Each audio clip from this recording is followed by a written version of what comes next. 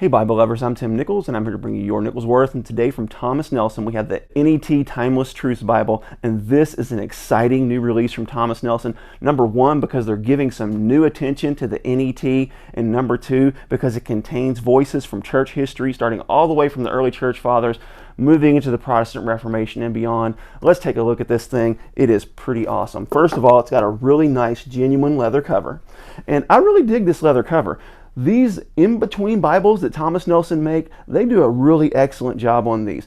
I like the infinity sign on the front here, and we're going to see why that's in there in just a minute. Really cool. Another thing I like is the spine. Now this one, the Oxford Hollow, is a little overpronounced. I've seen some other ones in pictures that I didn't see this in. That's something to pay attention to, but at least that Oxford Hollow is there, so that means that this spine is not going to buckle. Another thing I love about this spine is the fact they didn't overdo it. You have what it is, the Timeless Truths Bible, what translation it is, and who published it. Another thing, check this out, is they went with the blue accent stitching. I don't know if they're listening to me and I'm making a difference, or if this is just some kind of choice that they made, but whatever it is, I'm here for it. I dig it. I absolutely love it. Another thing, oh my goodness, check this out. They went with the goffered edges.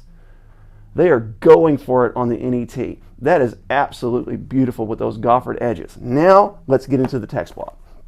First of all, I don't know what the GSM of this paper is, but it looks to be a little bit thin. I'm going to guess it in their 33 GSM or below. Not exactly sure, but this is a single column layout. It's a 10-point font. It has some dark blue accents, and then your commentaries from your church fathers or from your voices in church history are going to be in this outer column. Now what's really nice about this is when you don't have any commentary, for example on this column you have this huge margin space. That's more than 2 inches of margin space that you can write in. Now there's not going to be any notes, there's not going to be any references in this. That's not the purpose of this Bible. The purpose of this Bible is to take you through history and show you the timeless truths. One thing about this Bible that I would consider a weakness is that they did not index the creeds that are in this Bible. So I went ahead and took the liberty of indexing them for you so you can know where they are. So let's take a real quick look. The first one is the Apostles' Creed, and that's toward the beginning on page 7. So on page 7 we have the Apostles' Creed with the little infinity sign, indicating unity and how this is timeless. All right, now let's move to the next one, which is the Nicene Creed, and that is on page 236. So you might want to write these down so you can find these whenever you get this Bible. The Chalcedonian definition is on page 337, and now let's move on to the next one, which is the Athanasian Creed, which is on page 486.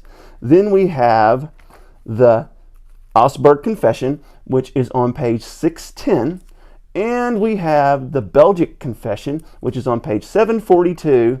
And we have the Heidelberg Confession. Now, this isn't all of it. This is just segments from it, which is on page 1022. Then we have the Canons of Dort, again, not all of them, just a segment, on page 1176.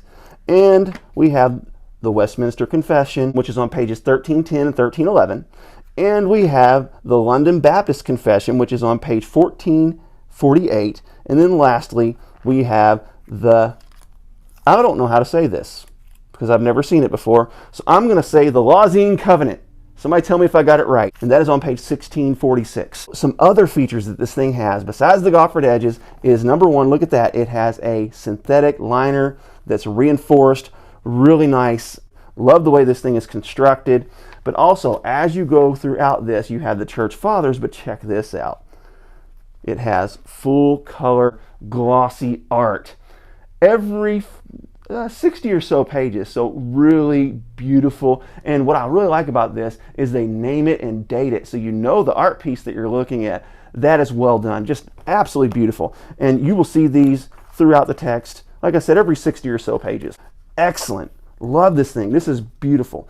Really nice paper. Ghosting always looks worse on camera than it actually is. It is line matched, so it's not too bad. In the poetic settings, you can see it's justified to the right. And then in the reader settings, you can see it is justified totally on both sides.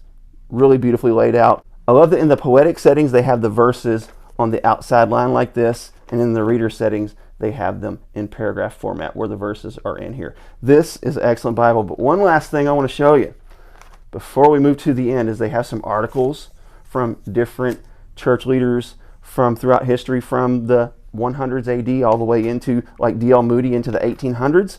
But once you get to the end, you have a bibliography and index. All the voices that we've heard throughout this book, if you want to look up a specific one, then you look it up here alphabetically and it tells you where they are referenced in the Bible.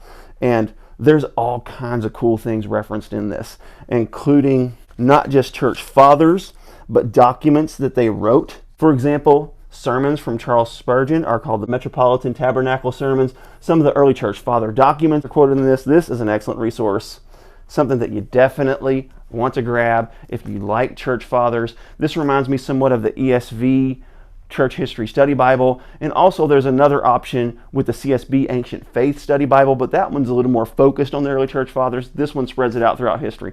Excellent. God bless you. Keep calm. Jesus on. This is your Nicholsworth.